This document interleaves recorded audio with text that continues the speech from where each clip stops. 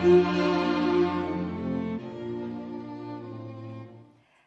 Assalamu alaikum, and welcome to another program of the Classics Show. I'm your host, Shabnum, Riaz. As I always say whenever we start each program, you know, this is one part of the week that I really, really do look forward to. Literature is very close to my heart, and it's something that, you know, music, the arts, all these things have such a soothing presence in your life. And caught up in today's hustle and bustle, this is something you really look forward to. You know, it's soul food for the spirit. It's something that everybody should indulge in, and that's what we're trying to do in this program, is to bring everybody back into the world of reading, of books, of literature, classics, music, arts, you know, all those things that can refine you as a person. Today we're going to talk about the influence of Sufism and poetry. And we're going to talk about some of the great names that have been associated with Sufi poetry as well. We're going to talk about the influence it's had on the society as well at that time, how it promoted harmony, and how it has lived through the ages and still today is so relevant. It's something that is timeless. Now, to talk about today's program, I have with me a very, very pretty guest, Sana Nemat, who is with us today. She's a visiting faculty from Numul University, lecturer there, and also at St. Mary's College. She's also an artist, a singer, and you've been working at Lokversa. Thank you very much, Sana, for joining us here today. Thank you so much. Thank you so much for inviting me. And, you know, I'd like to tell the viewers as well that we're going to have, not only are we going to talk about the Sufi greats as well, we're also going to be, it's going to be wonderful to be able to listen to Sana, who's going to recite some kalam for us as well. So that is going to be something that our viewers will be looking forward to, me as well. Definitely. So, Sana, when we talk about Sufi poetry, the influence it has had on the generations, it's timeless as well. At that time, the Sufi poetry also worked as binding different communities together, did it not? Yes, definitely. First of all, Bismillah Rahmanir Rahim. I'm very thankful for inviting me. First of all, the Sufism, if you talk about Sufism, it is basically the unconditional love and an inspirational form of love toward Allah subhanahu wa ta'ala and Hazrat Muhammad sallallahu alaihi wasallam. The basic origin of Sufism is definitely from Allah's love and His Prophet's love. But once we talk about the harmony and different culture association with the Sufism, as we talk about different Sufi saints, we see that because of their work, because of their love, we have seen this thing into people that they have collectively working and giving and spreading love. They are spreading love in a form of I think गलत हो गया कुछ नहीं आप ठीक है ठीक है ना हाँ अच्छा we were talking about the harmony now. Yes. Okay, so basically their love for which all the Sufi saints have given us in the form of their poetry and prose and in all the kafis, you can say, this basically given us in the message of being united, being close to Allah subhanahu wa ta'ala, and the righteous path which we have been told by Hazrat Muhammad sallallahu alaihi wasallam, that we should have taken that path to get whatever we want in our destiny. The Sufism basically worked a lot in this way. There's a wide criteria which we can say that there's a lot more we can, the 50 minutes or 1 hour program cannot make of it. Course, like definitely there's no end to it. But it's all about the connection. It's the connection with the origin, it's the connection with the Habib-e Khuda, Hazrat Muhammad sallallahu alaihi wasallam, Prophet Muhammad, peace be upon him. Sana, would you say that, you know, in today's day and age, people, more and more people are becoming attracted towards learning about Sufism, to listening, to being touched by the Sufi kalam, the the music as well, qawwalis, things like that? Would you say that nowadays this thing, people are coming back to this more? Definitely. It is a very great change, I would say, that people used to listen to the rock star programs and all that music stuff, disco. That is also important, but as far as what is our origin is basically the thing which we are listening in qawwalis and Sufi kalams, arfana.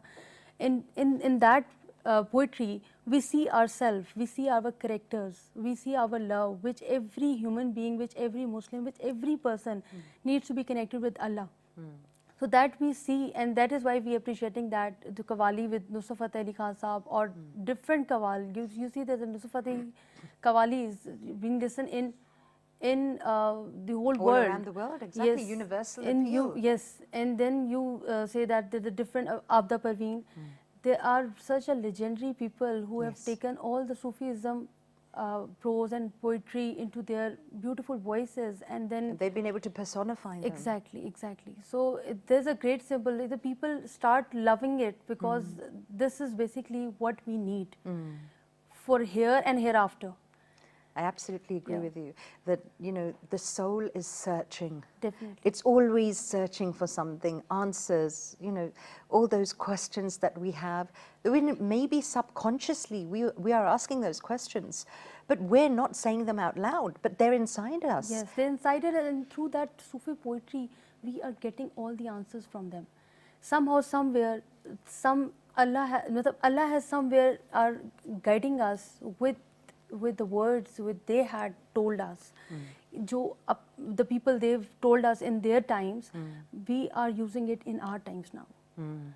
And that is phenomenal because, you know, to have this poetry, the kalam, the qawwalis being transcending down the generations, and then being able to appeal to today's every sort of, you know, the whole spectrum of the age group, the young, the middle-aged, the old, no matter where you are, it'll do something, it'll touch your heart. Okay, let's talk about now, we'll take some, you know, names of some of the great Sufi poets as well. Khwaja Ghulam Farid, who was a 19th century Saraiki poet and a philosopher, and he wrote in many languages, Saraiki, Urdu, Punjabi, Sindhi, Persian as well.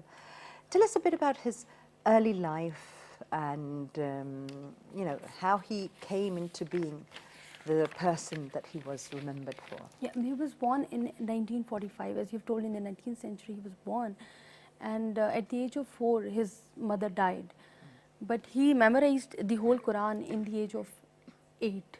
In the age of 8? Yes, and he was a son of Maulana Khuda Bakhsh, who was also a Davesh person. He was very much close to the Sufi saints family.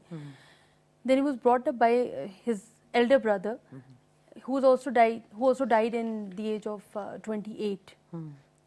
But more of the thing which I feel in his, and what his biography has told us, that he was very much inclined toward the love of Allah subhanahu wa ta'ala and Prophet Muhammad sallallahu alaihi wasallam.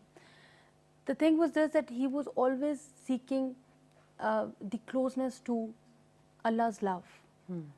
He was very, if you read his kafis and all the prose poetry, you feel all the gloominess and the sadness toward this phenomena, that why we are away from Allah's love, why we are not close to that. So the gloominess, he used to be crying, he screamed most of the time while writing, and you can see that thing once you start reciting his kafis and whatever you say, whatever he has wrote in his times, you still feel that gloominess and sadness. It's also always there. It's very prominent. Yes, in his it's work. very prominent, whatever he used to feel, because there was in his personality, because he was very much inclined towards Allah's love. So he was, that in phenomena used to be, you observe in his poetry, in different kafis, that, you know, the separation with the loved ones, and that the gloominess and sadness. There was a lot of longing and yearning in his exactly, work. A lot of nostalgia for, you know, definitely, the creation of the human being. The reason for a person being created was to worship Allah and be obedient. Yes. And so at that time he is sort of, you know, it's a sort of a lament that why have we become so distant, as you're saying. Definitely. Such phenomena is missing somewhere nowadays. Like we are not thinking this thing, that why we are not close to Allah. We say that if Allah is giving us, it's okay. You know, we are like this now. Lekin, but what you say, that what you feel, those people who have told us that how can we get close to Allah, how can we get love of Muhammad sallallahu alaihi wasallam, as Allama Iqbal also says in his poetry, that ki Muhammad se wafa tune, to hum tere hain. If you love Muhammad sallallahu alaihi wasallam, prophet of Allah, the last prophet of Allah, ye jahan cheez hai kya loho kalam tere hain. So the world is even yours, even whatever you want to be written in your destiny, this is all yours, choice. Absolutely. Whether there's a love of Allah and Hazur Sallallahu Alaihi Wasallam or Hazrat Muhammad, peace be upon him, is being very interconnected. If you respect, if you take the righteous path of Hazur Sallallahu Alaihi Wasallam, then you can get whatever you want in your destiny. It is understood. So Ghulam Farid was one of, I say that he is one of those who has always loved the Prophet Muhammad Sallallahu Alaihi Wasallam and always taken the righteous path to get whatever, and he got, I think, whatever he destined for. Right. Okay, Sanat, we're really enjoying this conversation right now. We're going to have to go for a break right now, and we'll be back. Don't change the channel and stay tuned.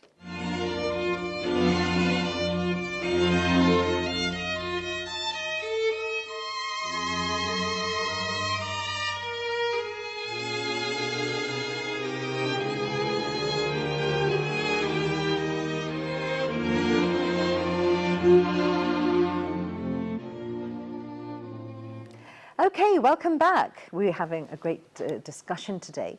I have with me my guest Sana, and we're talking about the influence of Sufism on the world in general, you know, at the advent of the great Sufi poets that we're talking about, its inclusion in literature and how it's remained timeless throughout the ages, how people have been able to connect again with Sufism, the different styles of music that have also made Sufi poetry timeless as well. We've been having this wonderful conversation, and Sana's been telling us about Khwaja Ghulam Farid and his early life, and also about you know, what influenced him. Tell me, Sana, he also used the symbolism of the desert as well. You were talking about, you know, he used to depict the distance from Allah and the Prophet as well, and a lot of his poems were very, very sad.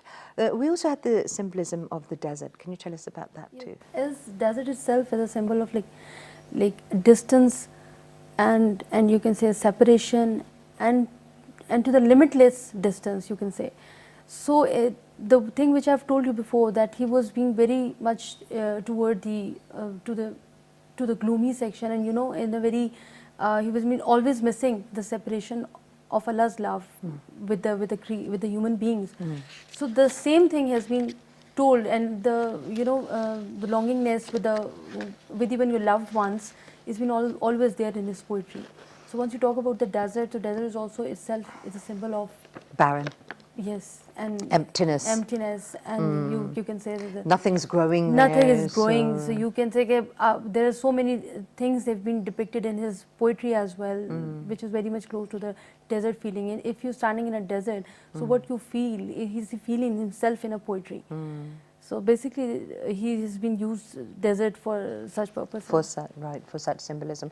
Okay, tell us about some of his famous works as well, the most notable ones. He's been working in the different notable works over there. Like for Ghulam Farid, there's Diwan Farid, and then Mankabe Mehboobiya, Fawaid Faridiya.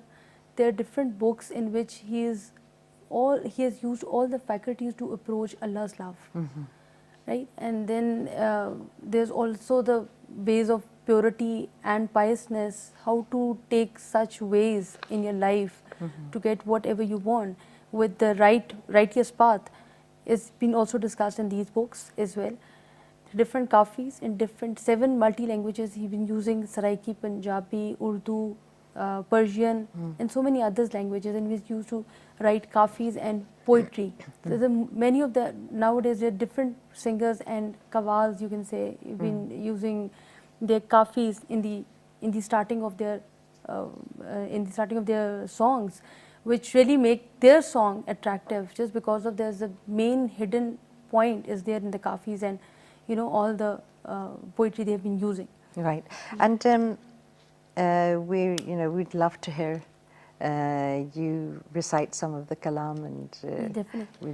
Definitely, there is a kafi from Ghulam Farid's poetry, and I would say it's like in which he tells about there is a loved one who has left him, okay, and there is a feeling of loneliness in that, and how that person recalls his or her loved one that you should come back and I'm missing you a lot.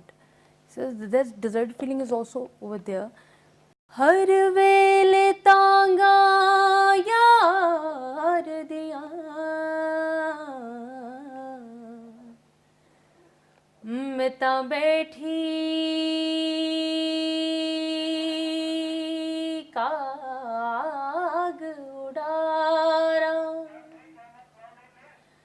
आप वंछा के मैं कासद वेचा मेरा थी गयो हाल बेमारा गुलाम Farida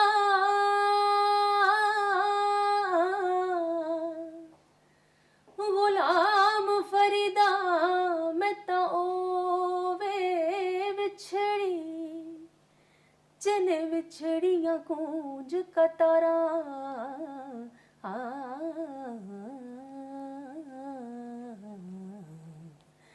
So such kind of kafis, beautiful, wonderful. Different in which you simply depict that he is calling someone. He is trying to make a connection with his or her loved one. That how can I call you? Should I send you a letter? Should I come by myself? But I've been waiting on my roof. All the sparrows have been gone. What should I do? But this has been wonderful. This shows how can you call your loved one. We also the helplessness, the helplessness behind and how we have been taught for all these things. Now we know how to express ourselves. I don't know what were the meanings, when I was in my childhood, I don't know what were the meanings of these all words. But as if experiencing different sections of my life, I came to know that how well visioned the people were in fact. True. And they told us what full of such wisdom, yes, and being definitely, giving us those pearls of wisdom as well, and putting them into a form that has made them timeless for us to be able to look at and learn so much from them. Definitely. Okay, that was fantastic, Sana. I've really enjoyed. You have, mashallah, beautiful voice as well. Now we're going to talk about Bulleh Shah. And he was born around about 1680 in a small village, Ochin Bahawalpur. He's also, very popular nowadays. A lot of kalam, a lot of qawwalis, a lot of songs are being revived, redone, remixed, and you're hearing a lot of Bulleh Shah at the moment. So he's very popular. Tell us about his early life. Who were the notable philosophers and poets that influenced him in his lifetime? Yeah, Bulleh Shah basically, he born in 1680 near the village of Uch, which is somewhere in Bahawalpur, Punjab, and his full name was Abdullah Shah. Then he was been named by Bulleh Shah. His traditional education was from Kasur village, and then you can say teacher Anayat Kadiri was his mentor, and he taught him all the traditional and all the religious spiritual awakening, you can say, and all the spiritual contents which he's been used in afterwards in his poetry. This was all being told by his teacher Anayat Kadiri. In many of his poetry, he has shown his unconventional love toward his teacher. Bulleh Shah was very much influenced with his teacher's love. In most of the qawwalis and most of the singing, you can say, there are different poetry which has been used for for the love he used. For all, this was also a Sufi love, you can say, for Allah subhanahu wa ta'ala and Muhammad sallallahu alaihi wasallam. Where if we say that our love, our affection, if we start from our parents, from our teachers, so where it goes in the end, it goes definitely to the origin from where we have been created. So he shows us in his poetry that how can you be so love toward your teacher, your mentorship, your all the people you have been learned so many things out of them. There's a story that Baba Bulleh Shah was some day he saw a beautiful bride standing on a door, and she was beautifully dressed up in a clothes, and she braided her hair, and she was waiting for her husband or her loved ones. So he asked that lady that why are you standing like this? So she told him that I'm waiting for my loved one, I'm waiting for my husband. So Baba Bulleh Shah, he was also inspired by that lady, and he said if this can be the symbol of love being showed by wearing beautiful clothes and getting dressed up and braided your hairs, so I think I should do it for my teacher. And he did the same thing for Anayat Shah Gadiri, and he dressed himself in different clothes. And you can say that there's a Abda Paveen Kalam, he says that Bulle Shah nu saddo Shah Anayat de buhe jine menu pavaye chole saave te suwe. So he gives all the inspiration, all the love to Anayat Saab, that there is my all love is for you. He's my inspiration, he's my motivation. Yes, if I get dressed up, if I do anything good, nice, it's just because of my teacher. That is inspiration, love toward his mentor. Fantastic. He also, you know, his sort of style of writing, he talks a lot about mitti, the soil, from where we've come, where we're going to go back to. He talks a lot about ego, to finishing the ego, and not letting an ego come in between a relationship. Tell us a bit about that. Yes. He's basically, Bulleh Shah basically worked for Punjab inhabitants a lot. In Muslim history, if you see that his poetry has been always worked as a savior for the Muslims. He always told to different in different communities that if you stop worrying about the social conventions and you stop worrying about your ego, that I'm this, I'm that, then you can easily approach to Allah's love. It doesn't matter if anyone is there, what are the social conventions in fact are going and prevailing in your society, no matter what are they. He has told to the masses that what basically the formula to reach Allah's love and the point where He wants, Allah subhanahu wa ta'ala wants us to be standing. So there's a connection with the mitti or a connection with the soil is basically is also very, if you say that a little child should play in art, you know, nowadays teachers, doctors say that children should play with matti, with soil, that is healthy for them.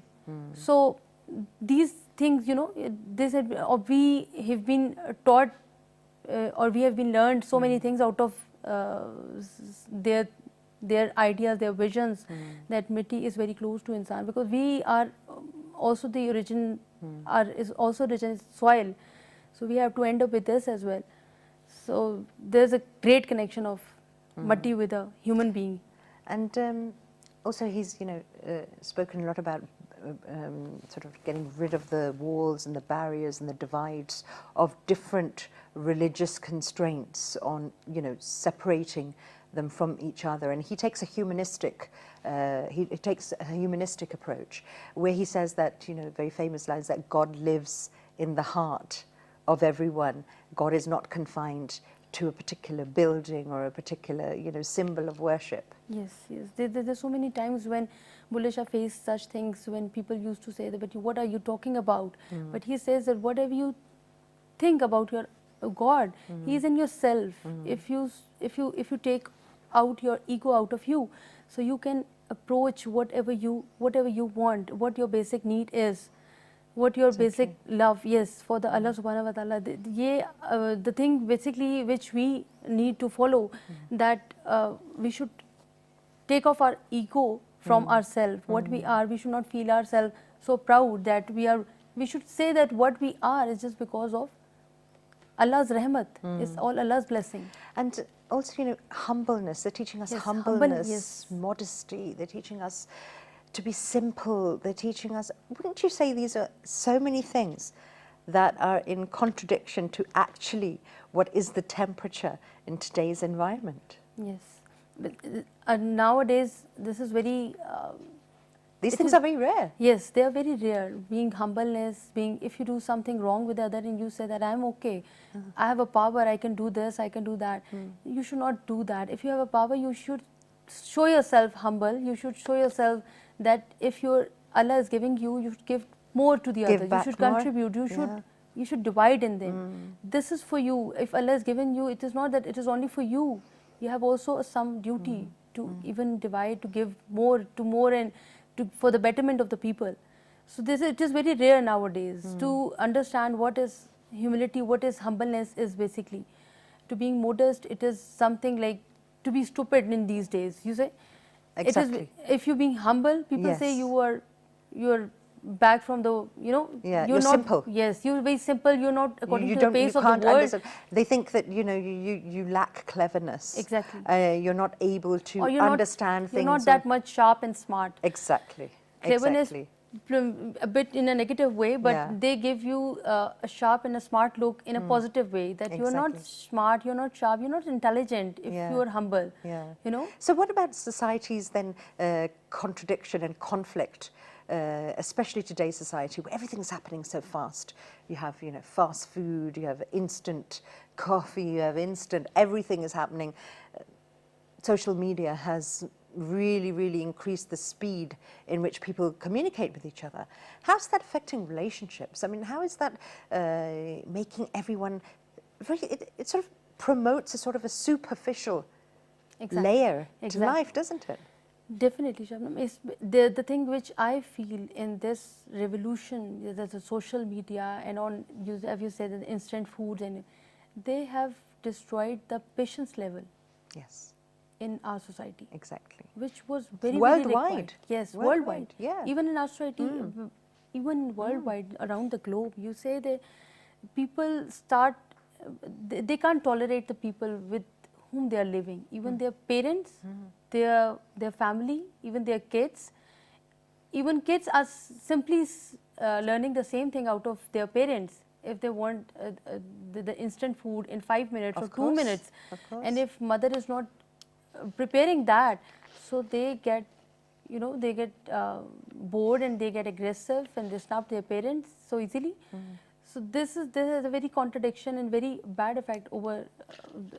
I would say that through social media, we should spread all those things which people don't know. In fact, for our kids, like the young kids now on Facebook, we should deliver so many different things, like regarding our Sufism, regarding our literature, regarding different books, regarding different reading. We should celebrate such things to deliver their good message regarding. I remember we used to read books, we used to draw things, and we had so much of patience in our life. So much of. But now the life has had different pace. Yeah. There's so impatient. Everyone is impatient. Yeah. There was so much, as you just said, tolerance, and there was so much inside ourselves as well. There was so much peace and contentment. Yes. And we were willing to give the time to listen to people. Would you agree with the fact that now hardly anyone, if we're having a conversation, it seems like it's a race or a competition between who can say the most in the least time? And nobody is really listening to each other. Definitely. Whereas Sufism promotes a lot of silence and listening. Yes. They were the good listeners, in fact, to whom we are talking about. They were good listeners. Now in today's time, we say the one who more talk is more smarter. So this is a contradiction in our society. And even around the globe, you see there's this media revolution, social media, and this all has been taken. And such shows and such programs are very, very required for our generation's creation.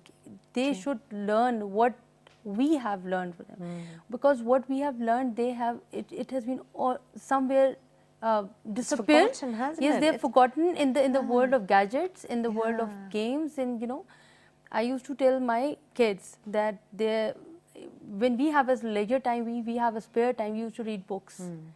We used to read newspaper, I still remember. But now if they have even a 2 or 3 minutes time, they use just a one level of game. It's a screen. Yes. Life is revolving around It's a screen and a one touch. person's Yes, relationship with a screen. Yes. And just because of this, we become lonely.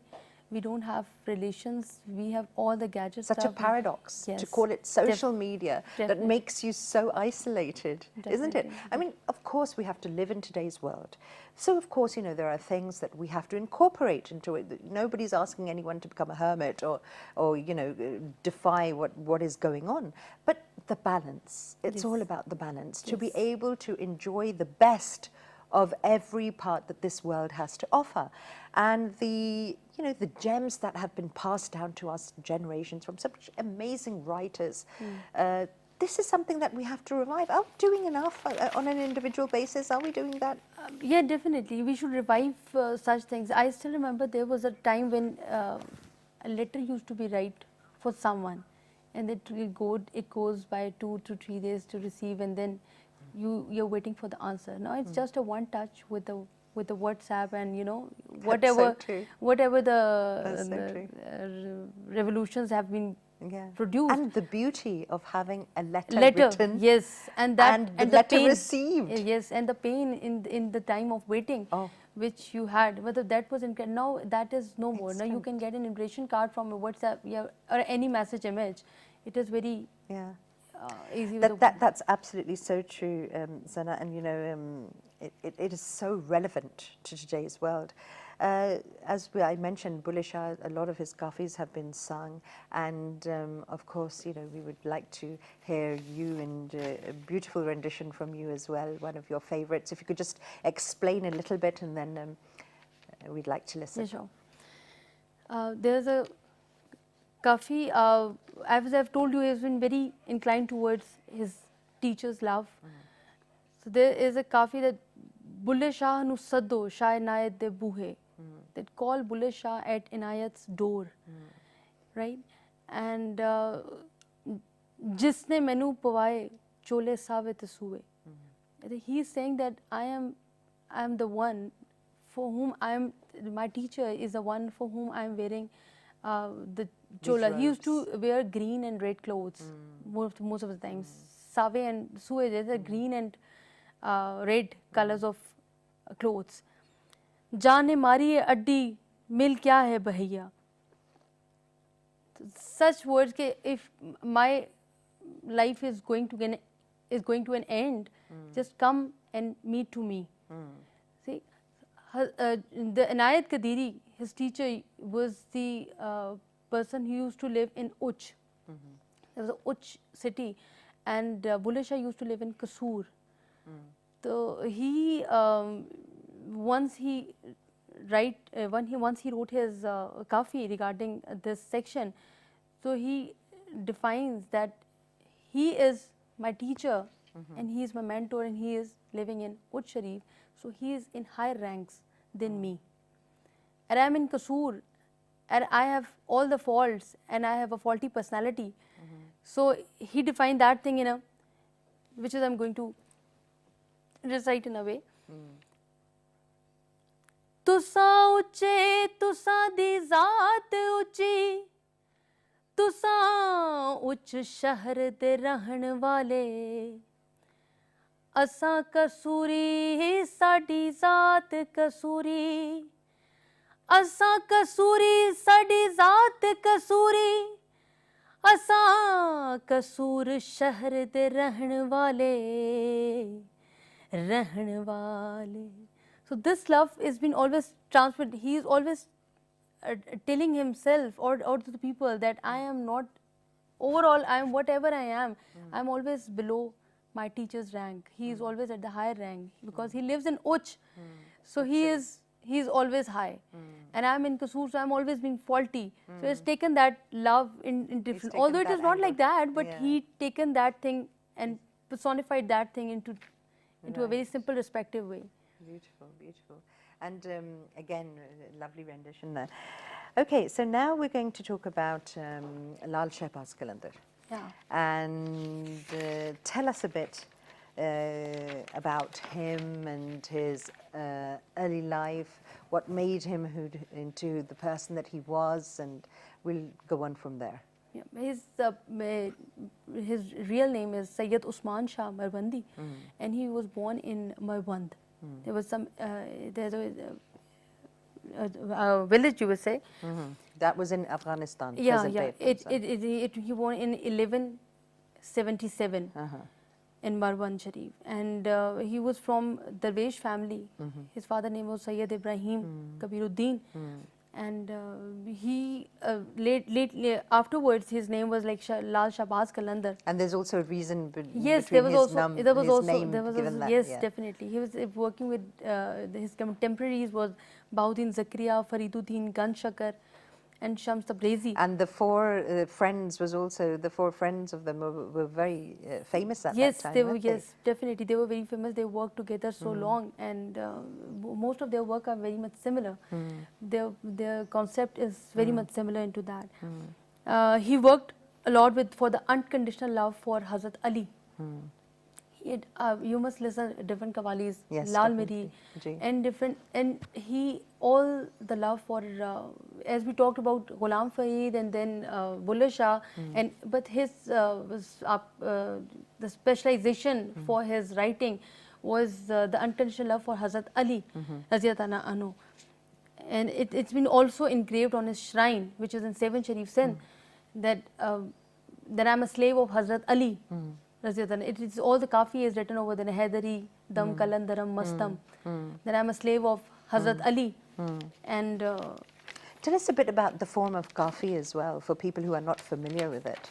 Kafi is a form of writing, which you can say, in which you express, if I say that I express the whole song in few lines, it's called kafi.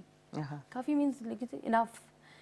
So it gives you the crux of the whole message, what they want to even tell us, what the concept is basically inside the singing, and what are you going to give a message about. Once we listen a song, we give the first mukra and then anta, and then goes on, and then we come to know that what he used to give us the message. But the kafi is basically is a form of writing in which you can have all the crux and the summarized big content into small words, but very comprehensive and very clear in their meaning.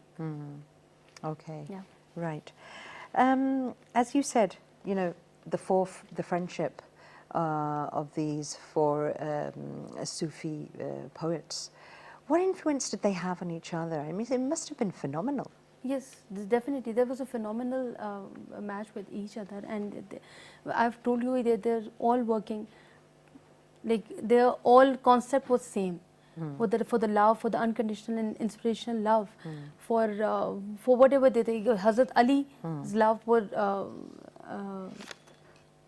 Lal Shehbaz Qalandar, Hazrat Ganshakar, and then Bahauddin Zakaria, and there's different Sufis which given the even same concept. They personified their love in different ways. In different ways, but although they had the same ideas, same vision, so they become very close friends to each other. You also had a lot of the Hindu community associating with Lal Shehbaz Qalandar as well. Definitely. Yeah. There's so many Hindus, even if you say Sikhs as well. Hindus, and they all connect themselves to Lal Shehbaz Qalandar. Even in nowadays, I've seen that if you sing Lal Meri Patra Kyun Bala, so many people around, if they don't have even the concept what we are singing, they don't know our language, they even the beat given us into the unity and give all the harmony and connection And with exactly, each other. They exactly don't feel as- that what we are talking about. And just what you just said, I was watching a video the other day of Lal Shehbaz Qalandar, and they were, doing the dhamal to that somewhere in England, where people had no idea Yes. what it was about, but they were joining in. Yes. They were joining in the beat, in the dhamal, in everything, and it was a sort of a celebration, and they were just so attracted towards it. That is why he died in 1274, and his urs is on 18th Shaban. But there is a devotional dance which is called a dhamal in Seven Sharif. If you go there, every kind of person. Even right now, if I sing, or even if we listen such, definitely we have some in the lumps of our body start dancing, and there is something in ourself which takes you. It takes your, it pulls the soul, Yes, doesn't it? it pulls our soul and given you to the limitless peace. You can't say, what do you say? What are you singing? And then many But people we go just into a enjoy. trance as well. Yes. What they say, hala gaya, whatever, Yes, yeah, rikatari ho When- jani, something like that. Yeah. So it is Which is- very unconventional. It's very. You can't explain it. Explain it, yes. Yeah, you can't explain. You don't it. have a word. It's something you just Whatever feel. Yes, you just. It can. calls out to your spirit, and it makes that connection. So, Sufi poetry, Sufi kalam, the qawwalis, everything, it has really worked in bringing together people from all walks of life and different religions as well. Is what we see, isn't it? Isn't it a sort of more of a need for us to promote it? Are we promoting it enough? When it is very important to promote, to get it promoted, we are not promoting it that much. If we are talking about our society, we should place, we are giving our children music classes, but not giving them the true meaning of music is. The music is basically from where it got originated. We tell them what is the national song, what is the music, what is the latest singers, they know their name. We should teach them that what the Sufi music was. If we cover that Sufi, Arfana Kalam and all, we should start it basically from Naat. Because Naat is basically the origin of all. Well, first we start with Naat and we give the impression and all the love. You see, once you sing something, there is music which collaborate your voice and which contribute in your voice, and then you start singing and you get little help with them. But once you recite Naat, this is all connection with your heart and soul. And it is, as a satellite works, this Naat works from your heart and soul direct to Medina, direct to Allah subhanahu wa ta'ala's love. This is all you feel, in fact. The person who cannot feel cannot do anything. True.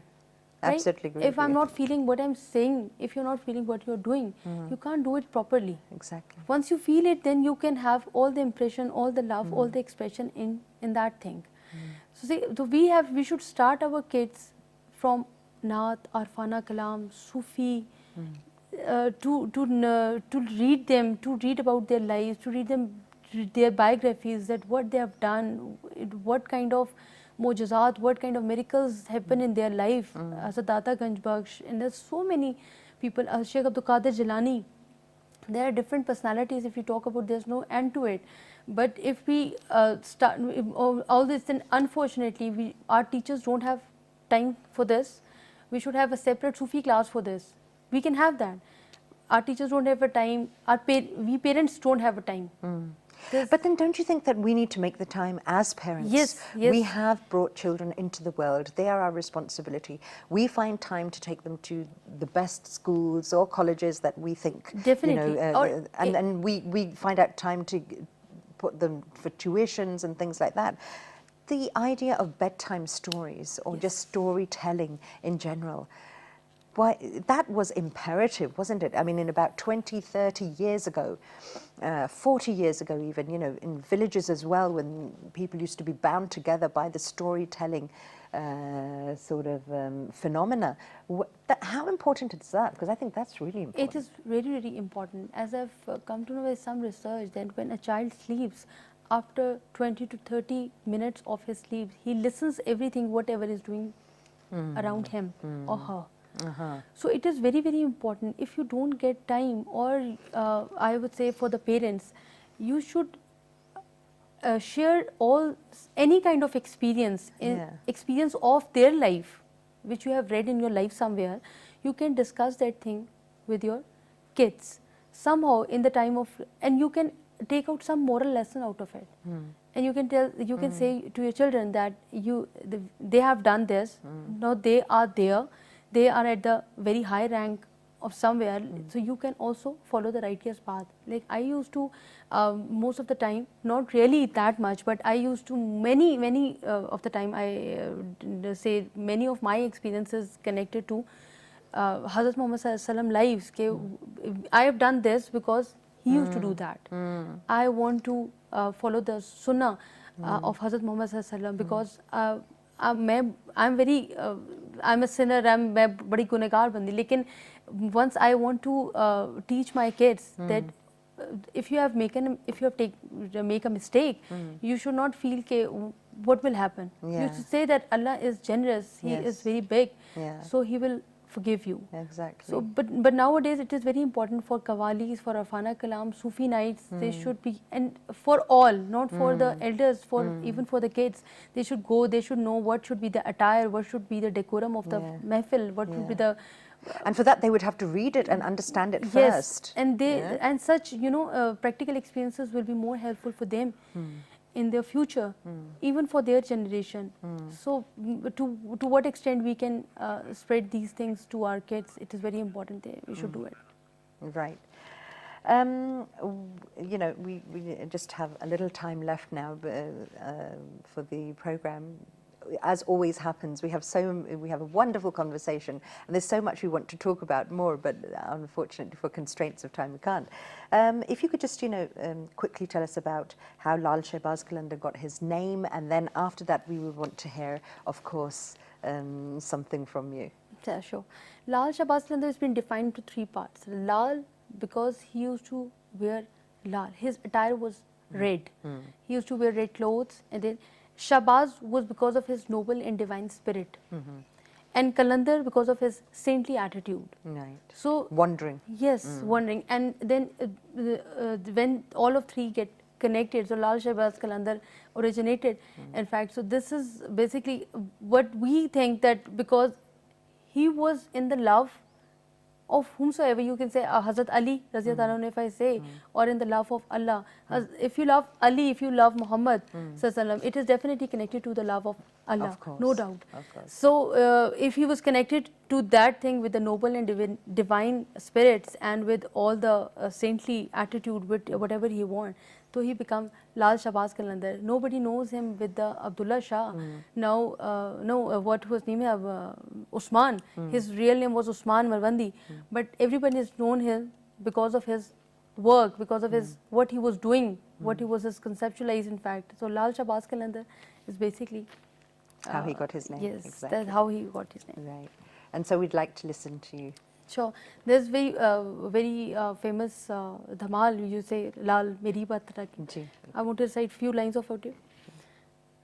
Lal Meri Baat Rakhiyo bhala jhule lalan, Sindhdi da sevan da Sakhi Shahbaz Qalandar, Damadam mast Qalandar, Ali da pehla number, Ali dam dam de andar, ho lal meri, चार चराग तेरे बलन हमेशा, चार चराग तेरे बलन हमेशा, पंजवा में बालन आइयो बला झूले लालन, पंजवा में बालन आइयो बला झूले लालन, सिंधड़ी दा सेवण दा सखी शाहबाज कलंदर, दमादम मस्त कलंदर, अली दा पहला नंबर, अली दम दम दे अंदर, हो लाल मेरी, हो लाल मेरी।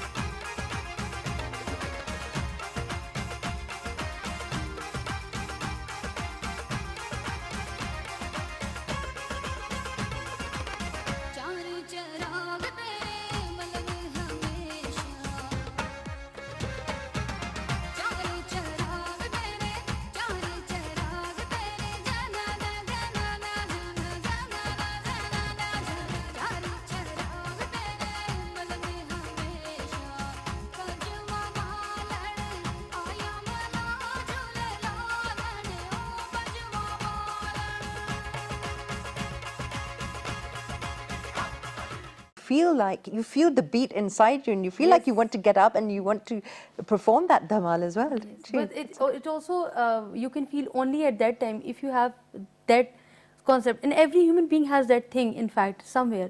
Somewhere it is latent, somewhere it is manifested. But what you have to promote it, but you have to, how can you take it out with Right. such things? Yes. So how much you take feed of Sufism in your life, you start working on it. What are you feeding your soul with? Yes, yes. If you're Absolutely. feeding yourself with the wrong things, Yeah. you start doing that thing. If you're feeding yourself with the righteous thing, so you start doing that. That's absolutely true. Thank you so much, Sana, Thank for you so being much. with us here today. Thank you It's so been much. a really Yes. memorable program, and loved listening to your wonderful voice. Thank you as so well. much, Shabnum. Thank you. It's a very warm thank you to the entire team of VTV World that you have invited me in such a beautiful theme program. Thank you so much. The pleasure is all ours. Okay, so that's the end of today's program. I really, really enjoyed it.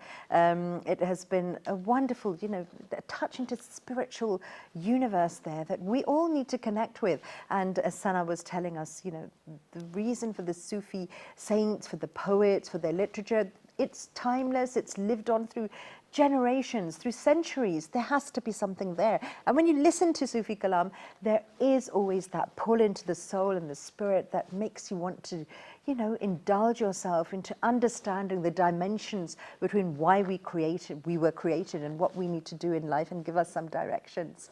Okay, until next time, bye-bye, stay safe, stay happy.